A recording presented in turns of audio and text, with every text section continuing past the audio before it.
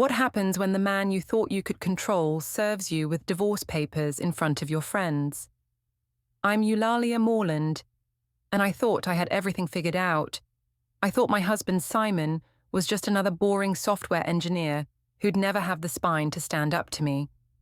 I was wrong about everything. The kitchen smelled like burnt coffee and disappointment. I stood at the granite counter, scrolling through my phone while Simon loaded the dishwasher with his usual methodical precision. Everything about him irritated me lately. The way he stacked plates, the way he hummed under his breath, the way he existed in my space. "You were out pretty late last night," he said without looking up. His voice carried that gentle, questioning tone that made my skin crawl. Not accusatory enough to fight back against, but pointed enough to make me defensive. "I told you, the Henderson account presentation ran long. Then the whole team went out for drinks. It's called networking, Simon. Some of us actually care about advancing our careers." I kept my eyes on my phone, firing off a quick good morning text to Derek before deleting it from my sent folder. A habit I'd perfected over the past 3 months. Simon straightened up, wiping his hands on the dish towel. At 36, he still had that boyish face that had attracted me 8 years ago, but now it just looked weak to me, passive. I called the office around 9. They said everyone had left by 7. My stomach tightened, but I'd learned to channel that anxiety into righteous indignation. "Are you seriously checking up on me? What am I, a teenager with a curfew?" I slammed my coffee mug down harder than necessary. "This is exactly what I'm talking about, Simon. You're suffocating me." "Mommy, why are you yelling?" Ella's small voice cut through the tension. Our 7-year-old daughter stood in the doorway, clutching her stuffed rabbit, brown eyes wide with the kind of worry that shouldn't exist in a child's face. I forced my voice to soften. "Mommy's not yelling, sweetheart. Daddy and I were just talking about work stuff. Go get ready for school." Simon knelt down to Ella's level. "Hey, princess, want me to make you pancakes for breakfast?" "Are you and Mommy fighting again?" Ella's question hit like a punch to the gut. Again. When had our arguments become frequent enough for a 7-year-old to notice a pattern? "We're not fighting," I said quickly. "Daddy's just being protective. Sometimes grown-ups disagree about things." Simon's jaw tightened almost imperceptibly. He kissed Ella's forehead. "Go brush your teeth. I'll make those pancakes." After Ella disappeared upstairs, Simon turned back to me. "Leah, I'm not trying to control you. I'm trying to understand why my wife comes home at midnight smelling like cologne that isn't mine." The accusation hung in the air like smoke. My heart hammered against my ribs, but I'd gotten good at weaponizing guilt. "I can't believe you just said that. I work my ass off for this family while you sit in your home office writing code, and this is the thanks I get? Suspicion and accusations?" "I never accused you of anything. I just said." "You implied it. God, Simon, when did you become so paranoid, so insecure?"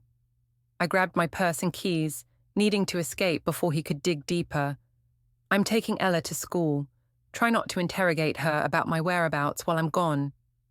The drive to Ella's school was silent, except for my daughter's occasional humming from the back seat. In the rearview mirror, I caught her staring out the window with that same worried expression. How much was she picking up on?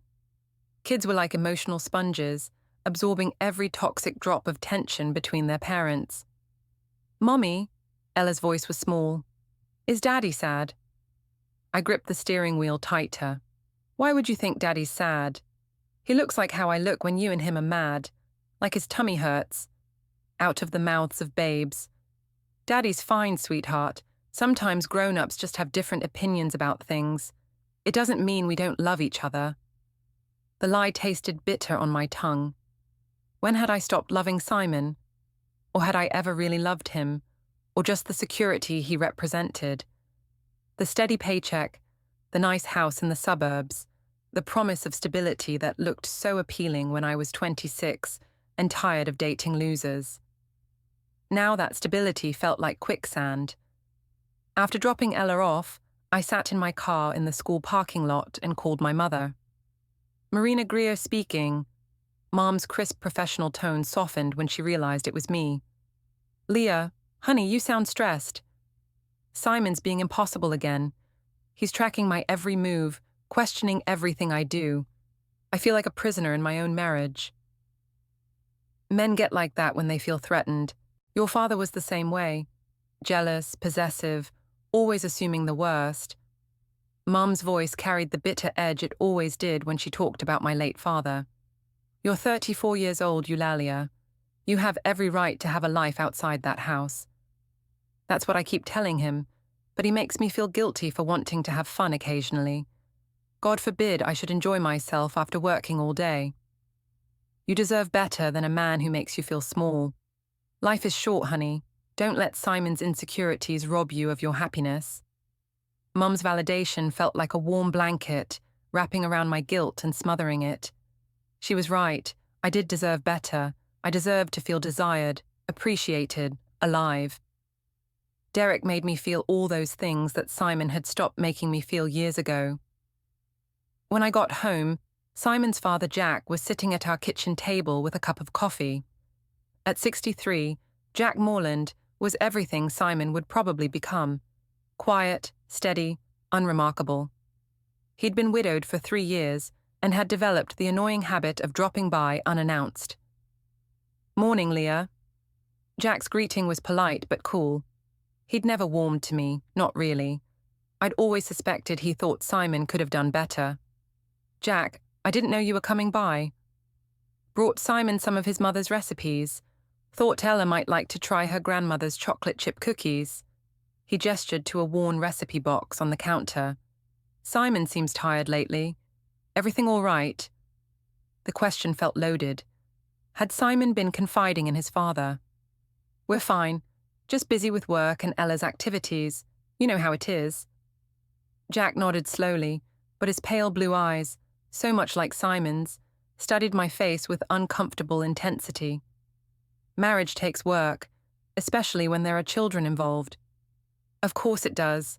My voice came out sharper than intended. We're both committed to making it work. Good to hear. Jack finished his coffee and stood up. Well, I should let you get to work. Tell Simon I'll call him later about helping with his sister's move. After Jack left, I found Simon in his home office, staring at his computer screen but not really seeing it. Bills and bank statements were spread across his desk in neat piles, another one of his obsessive organizational habits that drove me crazy. Your dad stopped by, I said from the doorway. I know, he's worried about us. Simon's voice was flat, emotionless. There's nothing to worry about, unless you've been filling his head with your paranoid theories. Simon turned in his chair to face me. Leah, I found something. My blood turned to ice water. Found what? He held up our phone bill, several numbers highlighted in yellow. These calls to the same number, always late at night, sometimes for over an hour. The number belongs to Derek Linwood. The room felt like it was spinning. I grabbed the door frame for support, my mind racing through possible explanations, deflections, counterattacks. Derek's an event planner. We've been coordinating several work functions. Sometimes the calls run long because we're going over details. At midnight, on weekends. He keeps weird hours, creative types, you know. The lie came so easily it scared me. Simon, I can't believe you're going through our phone records like some kind of detective. This is exactly what I'm talking about. You don't trust me. I want to trust you. His voice cracked slightly. But you're different, Leah. Distant. You barely talk to me anymore unless it's to criticize something I've done wrong. You come home late, you smell like another man's cologne, and now I find hours of phone calls to someone you've never mentioned. I have mentioned Derek multiple times. You just don't listen when I talk about work because you're too wrapped up in your own little world of code and computers. It was masterful, the way I turned his legitimate concerns into character flaws, making him doubt his own perceptions, his own memory. I'd gotten so good at gaslighting that I almost believed my own lies. Simon stared at me for a long moment and something shifted in his expression. The hurt was still there, but underneath it was something harder, more resolved. Maybe you're right, he said quietly. Maybe I haven't been paying enough attention. The open plan office buzzed with the usual Monday morning energy, coffee brewing, keyboards clicking, conversations about weekend activities. I settled into my cubicle and immediately opened my personal email, deleting the trail of messages Derek and I had exchanged over the weekend. You look like you need more coffee. Natalie Price appeared at my desk with 2 steaming cups. My best friend since college, Natalie, had been my confidant through every major life event, my wedding to Simon, Ella's birth, career changes, and now this. Simon was being impossible this morning, going through our phone bills like he's conducting some kind of investigation. I accepted the coffee gratefully and lowered my voice. He found the calls to Derek. Natalie's eyebrows shot up. What did you tell him? Work coordination, event planning. He bought it, I think. I pulled out my phone and showed her the latest text from Derek. Last night was amazing. Can't stop thinking about you. Leah, you need to be more careful. Delete these immediately. Natalie glanced around nervously. What if Simon sees? He won't, I'm not stupid. But even as I said it, I felt a thrill at the danger. The secrecy made everything with Derek feel more intense, more alive.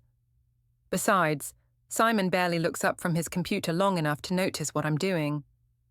My work phone rang, an internal call. Eulalia Morland, account management.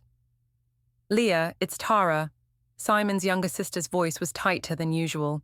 We need to talk. My stomach dropped. Tara Morland was 27, single, and fiercely protective of her older brother. She'd never liked me much, claiming I was too high maintenance for Simon. The feeling was mutual. I'm at work, Tara. Can this wait? No, it can't. I saw your Instagram post from this weekend. You were at Meridian Bar Friday night, tagged in photos with some guy who's definitely not my brother. Shit, I'd forgotten about the group photos Derek's friends had posted. That was a work event, team building with clients. At midnight, on a Friday. Come on, Leah. I wasn't born yesterday. I don't have to explain my work activities to you, Tara. If Simon has concerns, he can talk to me directly, instead of sending his little sister to spy on me. Simon didn't send me. I'm calling because I care about my brother and my niece. Whatever you're doing, it's hurting them both.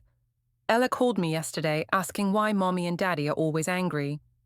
The guilt hit like a physical blow, but I pushed it down. Don't you dare use my daughter to manipulate me. My relationship with Simon is none of your business. It becomes my business when you're flaunting your affair all over social media while my brother is at home taking care of your child. I'm not having an affair. The words came out louder than intended, causing several co-workers to glance in my direction. I lowered my voice to a harsh whisper. You're just like your brother, paranoid and jealous. Maybe if Simon paid half as much attention to me as he does to his precious computer programs, we wouldn't have problems. So it is his fault, of course. Tara's laugh was bitter. You know what, Leah? Simon deserves better than someone who can't even be bothered to hide her cheating properly. Don't say I didn't warn you. The line went dead. I stared at my phone, hands shaking with rage and adrenaline. How dare she threaten me? How dare any of them question my choices? Everything okay? Natalie had been listening to my side of the conversation, her expression worried. Simon's family is trying to turn him against me, making up stories, twisting innocent situations into something sordid.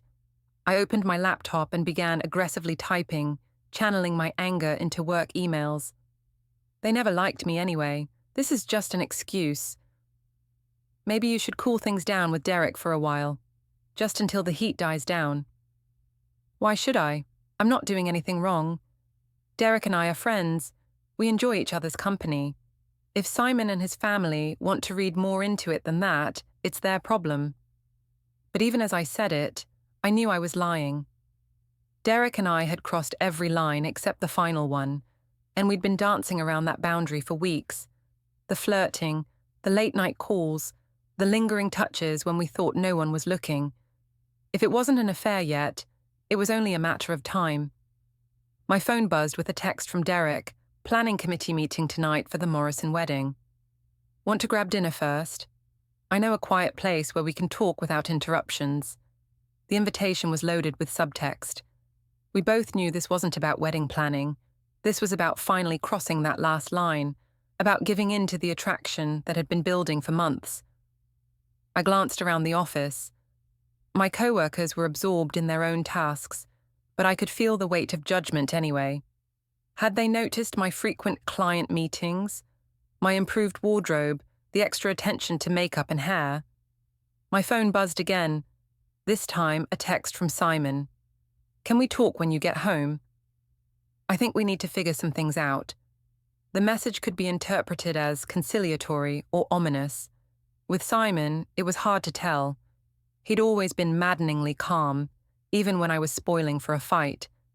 It was one of the things that had attracted me initially, his steadiness, his refusal to engage in drama. Now, it just felt like emotional unavailability. I typed back, working late tonight, client dinner, don't wait up. The lie came so easily it scared me. When had deception become my default mode?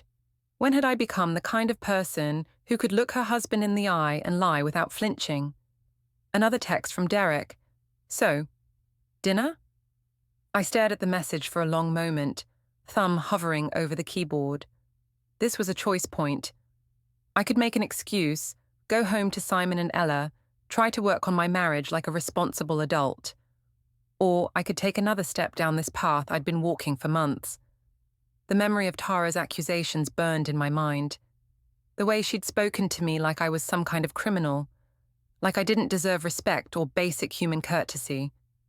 The way Simon had looked at me this morning, suspicious, disappointed, already convinced of my guilt. They'd already tried and convicted me. So what was the point of being innocent?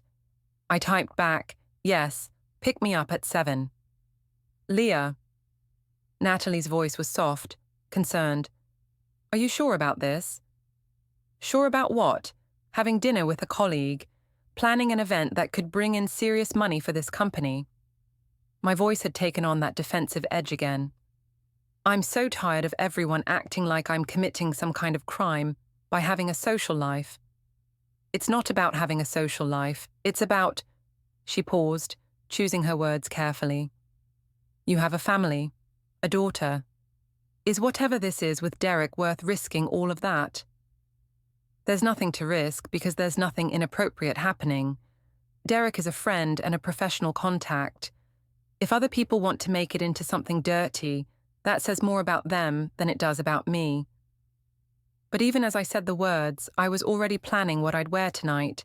The black dress that hugged my curves, the heels that made my legs look amazing, the perfume Derek had complimented last week. None of those choices were about professional networking, and we both knew it. The afternoon dragged by in a haze of routine tasks and anticipation. I found myself checking my reflection in every mirror, reapplying lipstick, making sure my hair felt just right. The excitement was intoxicating. The secret smiles, the hidden messages, the delicious sense of transgression. At 6:30, I gathered my things and headed for the elevator. In the parking garage, I sat in my car and called home. Hey, Daddy. Ella's voice was bright and cheerful, a stark contrast to the worry I'd seen in her eyes that morning. Hi, sweetheart. Mummy has to work late tonight, okay? Be good for Daddy. We're making spaghetti. Daddy said I could help with the sauce. The image of Simon and Ella cooking together, flour in their hair and sauce on their clothes, sent a pang through my chest. When had I stopped being part of those domestic moments? When had I started seeing my own family as an obligation rather than a joy? That sounds fun, baby. I'll see you in the morning. Mummy, are you coming to my school play on Thursday? Of course I am. I wouldn't miss it. Another lie. I'd completely forgotten about the play, and Derek had mentioned something about a venue walkthrough that afternoon. Promise? I promise, sweetheart. Now let me talk to Daddy for a second. There was rustling as Ella handed the phone to Simon. Hey. I'm working late tonight. Client dinner for the Morrison account. Okay. His voice was carefully neutral. Leah, about this morning. I really can't talk right now. The client is waiting. I could see Derek's car pulling into the garage, my pulse quickening at the sight of him. We'll talk later, okay? Yeah, okay, be safe. The concern in his voice almost broke my resolve. Almost. But then Derek was walking toward my car with that confident stride and that smile that made my stomach flutter, and all thoughts of Simon and domestic responsibility evaporated. Ready for tonight? Derek asked as I got into his car. He was wearing a dark blue shirt that brought out his eyes, cologne that made me want to lean closer. Ready, I said, and meant it. The restaurant Derek chose was intimate and dimly lit, the kind of place where conversations were conducted in whispers, and every table felt like a private world. We'd been there for 2 hours, and the Morrison wedding had been mentioned exactly once, a perfunctory 5 minutes of discussion that felt more like checking a box than actual planning. You seem tense, Derek said, refilling my wine glass. Everything okay at home? I laughed, but it came out bitter. Define okay. My husband is convinced I'm having an affair, his sister is stalking my social media, and his father looks at me like I'm some kind of criminal. Other than that, everything's peachy. Are you? Having an affair, I mean. Derek's eyes held mine across the table, and the question hung between us like a challenge. What would you call this? I gestured to the intimate setting, the wine, the way we'd been leaning closer to each other all evening. I'd call it two people enjoying each other's company, two people who appreciate each other in ways their usual companions don't. His hand moved across the table to cover mine. I'd call it long overdue. The touch sent electricity up my arm. When was the last time Simon had touched me like that? When was the last time he'd looked at me like I was something precious, desirable, worth pursuing? My phone buzzed against the table. Simon's name flashed on the screen. Aren't you going to answer that? Derek asked, but his thumb was stroking across my knuckles, making it hard to think clearly. It's probably nothing important. I flipped the phone face down without answering. Where were we? Derek smiled, the kind of smile that suggested he knew exactly where we were and where this was heading. I was telling you how beautiful you look tonight, how much I've been looking forward to spending time with you without having to pretend it's all business. The phone buzzed again, and again. He's persistent, Derek observed, but he didn't let go of my hand. He's controlling. There's a difference. I took another sip of wine, feeling bold and reckless. Simon thinks he owns me just because we're married. He thinks I should account for every minute of my day, every person I talk to, every breath I take. That must be suffocating. It is. I feel like I'm disappearing, becoming this boring suburban housewife who exists only to serve other people's needs. When I'm with you, I remember who I used to be, who I still am, underneath all the domestic obligations. The phone buzzed a fourth time. This time, Derek reached over and silenced it completely. Better. Much better. We moved to the bar afterward, a trendy place with exposed brick walls and craft cocktails. Derek knew the owner, which meant we got a prime table in a quiet corner where we could talk without shouting over the music. Or rather, where we could sit closer together, his arm draped casually across the back of my chair, his breath warm against my ear when he leaned in to speak. I have a confession, he said during a lull in conversation. Oh, really? I've been thinking about you. A lot. More than I probably should. My heart hammered against my ribs. What kind of thinking? The kind that would probably get me in trouble if your husband knew about it. I turned to face him fully, our faces inches apart.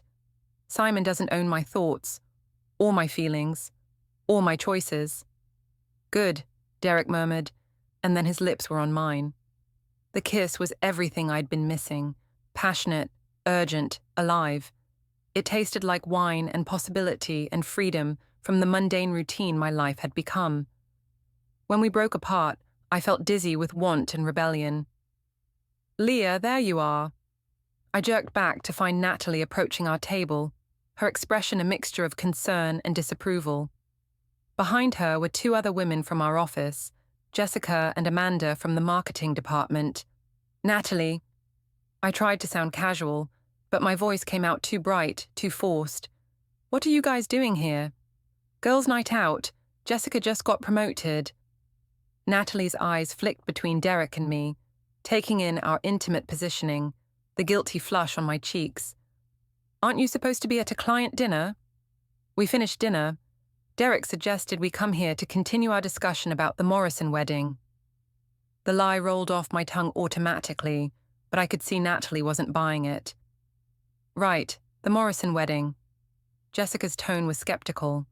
She'd been at the company for 5 years and knew perfectly well what client dinners looked like. This wasn't it. Derek, to his credit, played along smoothly. Leah's been invaluable in coordinating the venue details. We were just going over the final timeline. At a bar, at 10 o'clock at night, while sitting close enough to share the same air. Amanda's comment was pointed, and I felt my cheeks burn with embarrassment and anger. I don't appreciate the implication, I said coldly. Derek and I are working professionals conducting business. If you have a problem with that... My phone, which Derek had silenced earlier, suddenly lit up with an incoming call. Simon's photo filled the screen, and even though the ringer was off, the vibration against the wooden table was loud enough for everyone to hear. That's the 4th call in an hour, Natalie observed. Maybe you should answer it. Simon's just being paranoid as usual, checking up on me like I'm a teenager out past curfew. I declined the call and shoved the phone into my purse. It's exactly this kind of controlling behavior that's destroying our marriage. Or maybe he's worried about his wife, Jessica said quietly. Maybe he's calling because he cares. If he cared, he'd trust me. He'd support my career and my friendships instead of treating every interaction I have with another human being like a potential threat. The wine was making me bold, reckless with the truth. You want to know what's really destroying my marriage? Years of being taken for granted, years of being treated like a housekeeper and babysitter instead of a partner. Years of slowly disappearing into someone else's idea of who I should be. The table fell silent. Derek's hand found mine again, a gesture of support that felt both comforting and dangerous under the scrutiny of my co-workers. Leah, Natalie's voice was gentle but firm. Can I talk to you privately for a minute? Whatever you have to say, you can say it here. I don't think that's a good idea. I'm not going anywhere. I lifted my chin defiantly. I'm tired of hiding, tired of making excuses for wanting to enjoy myself occasionally. If people want to judge me for having a conversation with an attractive, interesting man who actually appreciates my company, that's their problem. Derek squeezed my hand. You don't have to explain yourself to anyone. Exactly. I turned to face my co-workers, emboldened by his support. I'm a grown woman. I can have dinner and drinks with whoever I choose. The fact that everyone immediately assumes something inappropriate is happening says more about your minds than it does about my behavior. But even as I said it, I knew how it looked. The intimate table, the wine-flushed cheeks, the way Derek and I had been leaning into each other like magnets, the way I'd been ignoring my husband's calls while gazing into another man's eyes. My phone buzzed with a text message, then another, then a third in rapid succession. Jesus, he won't give up, I muttered, pulling out my phone to silence it completely. But before I could, Derek plucked it from my hands and glanced at the screen. His expression shifted, becoming more serious. What? I asked. He says he's coming to pick you up. He's on his way here. The blood drained from my face. How does he know where I am? Derek showed me the screen. 3 messages from Simon. I know you're at Meridian Bar. I'm coming to get you. We need to talk. Tonight. I'll be there in 10 minutes. How could he possibly know where I am? I looked around the table wildly, as if the answer might materialize from thin air. Natalie cleared her throat uncomfortably. Leah, maybe you should go home. Work this out with your husband. I'm not going anywhere. I haven't done anything wrong, and I'm not going to be dragged home like some kind of wayward child. The wine and adrenaline were making me reckless, combative. If Simon wants to make a scene in public, that's his choice. But I'm not running away. Derek leaned closer. Are you sure? This could get ugly. Let it get ugly. I'm tired of tiptoeing around Simon's insecurities.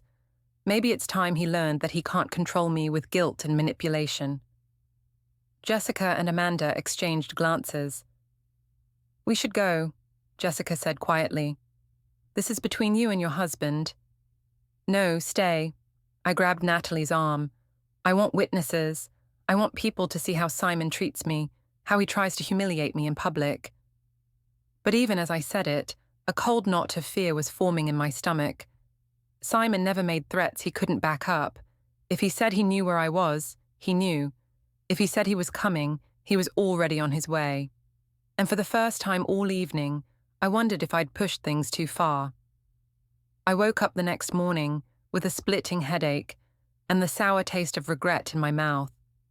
The confrontation at the bar had been even uglier than I'd anticipated.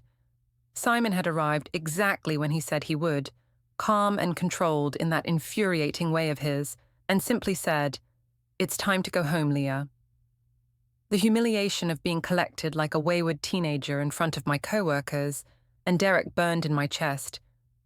I'd refused to leave, of course, which led to a tense standoff that ended with Simon quietly saying, "Fine, I'll see you at home whenever you decide to come back." The power had been in my hands, but somehow his quiet dignity had made me feel small and petty. I'd stayed another hour out of spite, but the evening was ruined. Derek had grown uncomfortable with the domestic drama, and my co-workers had made their excuses and left. Now I stood in my kitchen, trying to piece together a morning routine, while Simon made breakfast for Ella like nothing had happened. His calm was more unnerving than any shouting match would have been. "Morning, Mummy." Ella bounced into the kitchen, already dressed for school in the outfit Simon had laid out for her. "Daddy made pancakes shaped like butterflies."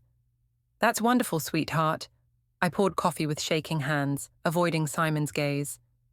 Jack appeared in the doorway, coffee mug in hand. He must have stayed over to help with Ella while Simon came to collect his wayward wife. The thought made my cheeks burn with embarrassment.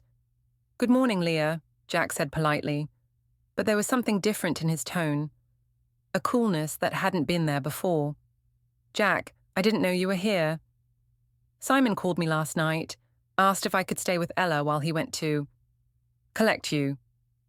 The pause before "collect you" was loaded with judgment. I felt cornered, defensive. I was at a work function. There was no need for anyone to collect me like I'm some kind of runaway. A work function that ran until midnight. Jack's voice remained level, but his pale blue eyes, so much like Simon's, studied me with uncomfortable intensity. On a Tuesday night? Some of us have demanding careers that require flexibility. My voice came out sharper than intended. I know that might be hard to understand for people who've never worked in client services.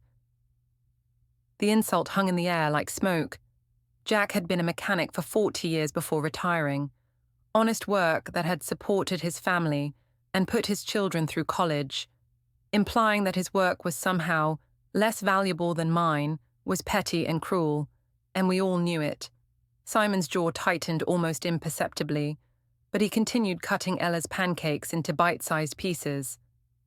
"Dad, thanks for staying over. I know it was short notice." "No problem." Jack's voice was carefully controlled. Family takes care of family. The emphasis on family felt like another judgment, another reminder that I was failing in my basic obligations as a wife and mother. "I need to get ready for work," I announced, needing to escape the suffocating atmosphere of polite disapproval. "Actually," Simon said quietly, "I think we should talk first. Ella, why don't you go brush your teeth? Grandpa Jack will drive you to school today." "But Mummy always drives me on Wednesdays," Ella protested, looking confused. "Mummy has some things to take care of this morning," Simon said gently. "Grandpa will pick you up after school too. Maybe you can help him make cookies."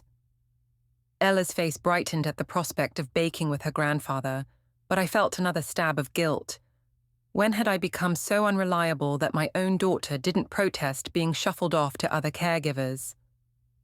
After Jack and Ella left, Simon and I faced each other across the kitchen island. The silence stretched between us like a chasm. "So," I said finally, trying to inject some normalcy into my voice, "what did you want to talk about?"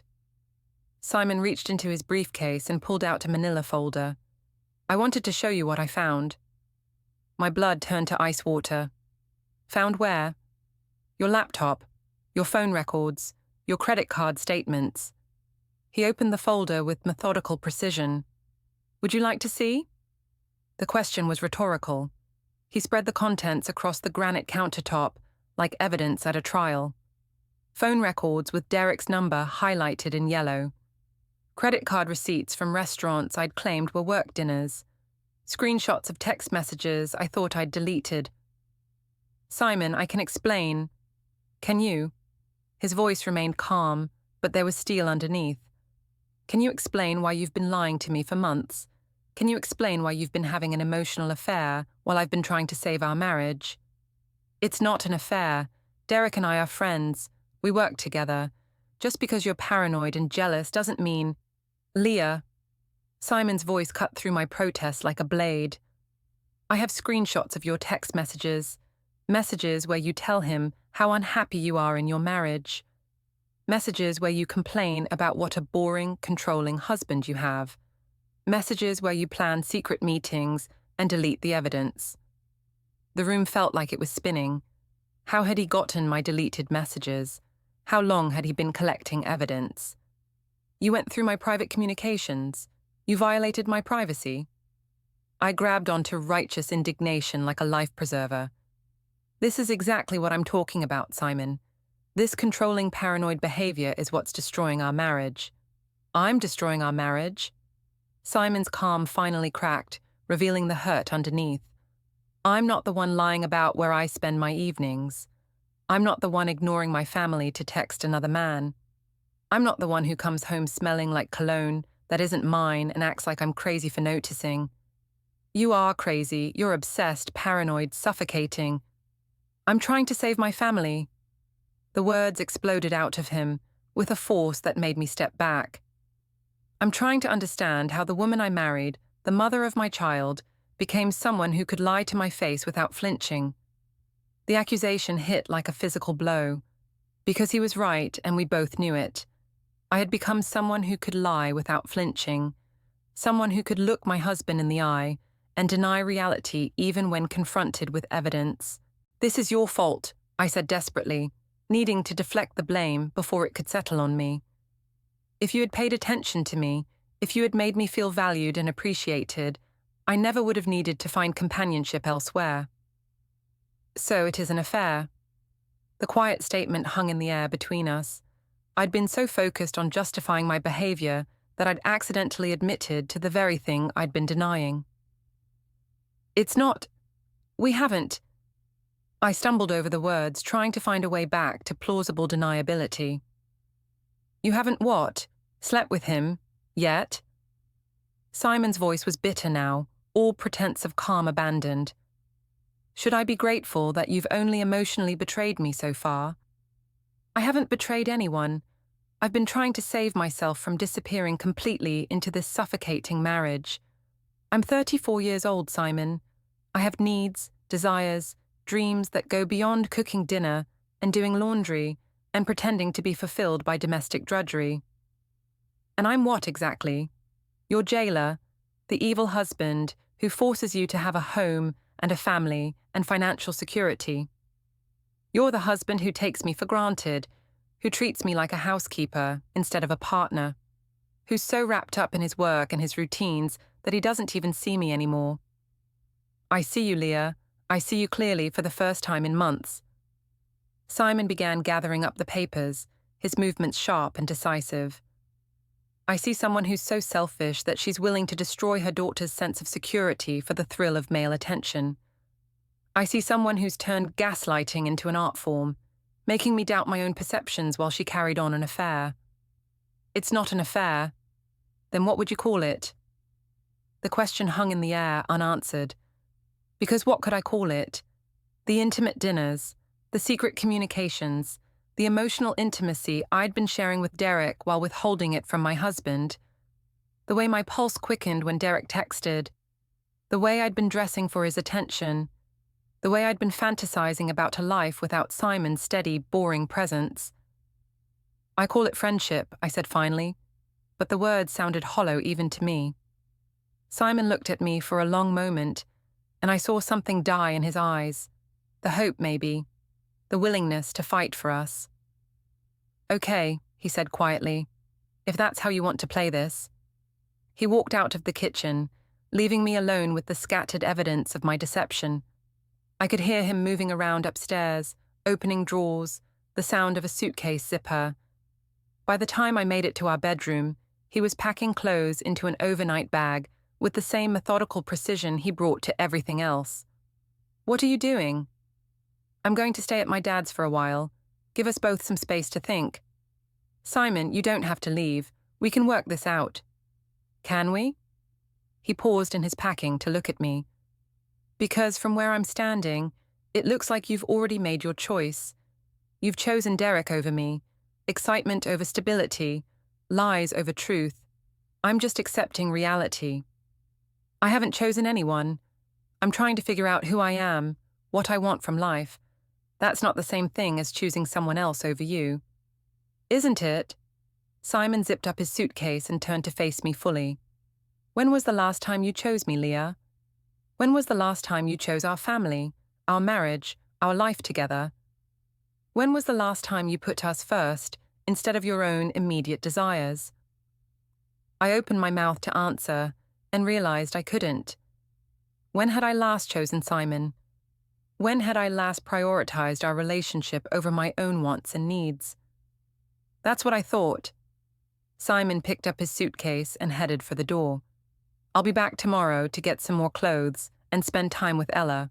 We can talk about logistics then. Logistics? Custody arrangements, separation agreements, divorce proceedings. Each word hit like a physical blow. The practical details of ending a marriage. Simon, wait, please, we don't have to. Yes, we do. He paused in the doorway without turning around. We do have to, Leah, because I can't live like this anymore. I can't pretend that everything's fine while you lie to my face and carry on with another man. I can't model this dysfunction for our daughter and pretend it's normal. I'll end it. With Derek. I'll stop seeing him, stop talking to him. We can go to counseling, work on our marriage. You'll end it because you got caught, not because you realized it was wrong, not because you chose our marriage over your affair, but because I found evidence you couldn't explain away. Simon's voice was tired now, defeated. That's not the foundation for rebuilding trust, Leah. That's just better damage control. He walked out, leaving me alone in our bedroom with the echo of his words and the devastating realization that I might have pushed too far this time. That my husband's patience, which I'd always taken for granted, might finally have reached its limit. For the first time in months, I was truly afraid. The Morland family group chat exploded after Simon moved out. Tara's coordination message about Ella's care quickly turned hostile. When I protested custody arrangements, Tara shot back about prioritizing my boyfriend. I defended Derek as a colleague. Jack replied, "Innocent friends don't require lying to your spouse." I blamed Simon's controlling nature. Tara revealed he had screenshots of me complaining about our marriage to Derek. Simon explained he'd investigated after I came home, smelling like another man's cologne. Tara knew about me holding Derek's hand at Meridian. Co-workers had been gossiping. The humiliation was complete. They catalogued my failures, missed art shows, forgotten conferences, cancelled promises to Ella. Simon had been devoted while I spent money on clothes and dinners out. Finally, I admitted, maybe I have feelings for Derek. Simon's response shocked me. I think you should pursue what makes you happy. I'll have my lawyer draw up separation papers. This wasn't supposed to happen. He was supposed to fight for me. Then I remembered. Ella's school play was in an hour. but Derek had scheduled a venue walkthrough I'd anticipated all week. I could make both if I hurried, but I knew what I was really choosing, what my priorities had become. For the first time, I wondered if they were right about me. Patterson and Associates' mahogany-furnished office felt imposing. I'd missed Ella's school play for a Derek venue walkthrough. "Mummy wasn't there," she'd said, tears streaming. "You always have work emergencies." 3 days later, Simon sat composed beside lawyer James Patterson. Documents spread across the conference table. Custody schedules, asset valuations, our life reduced to legal terms. "Primary custody to Mr. Morland," Patterson announced. "Alternate weekends for you." "She's my daughter." Simon pulled out a thick folder. "I hired a private investigator." Photographs appeared, Derek and me at restaurants, outside his apartment, looking guilty. Phone records, credit card statements, text messages I'd deleted, recovered from our shared iCloud account. He read one aloud. "Simon is like a weight around my neck, dragging me down into suburban mediocrity." "Financial infidelity, too," Patterson added. $8,000 in 4 months funding your affair." I was stunned. $8,000 I hadn't realized I'd spent. "We can work this out," I pleaded. "It's too late," Simon said with finality. "You made deliberate choices for months. Lying, stealing from joint accounts, neglecting Ella. Our marriage is over." Patterson warned that contesting would make everything public record. My affair, financial betrayal, neglected parenting duties. "This is blackmail." "This is reality," Simon said quietly. "These are consequences of your choices." They left me alone with scattered evidence of my sabotage life. I stared at a photo of Derek and me, looking carefree, like people without responsibilities. But there was always a price. Now it was time to pay it.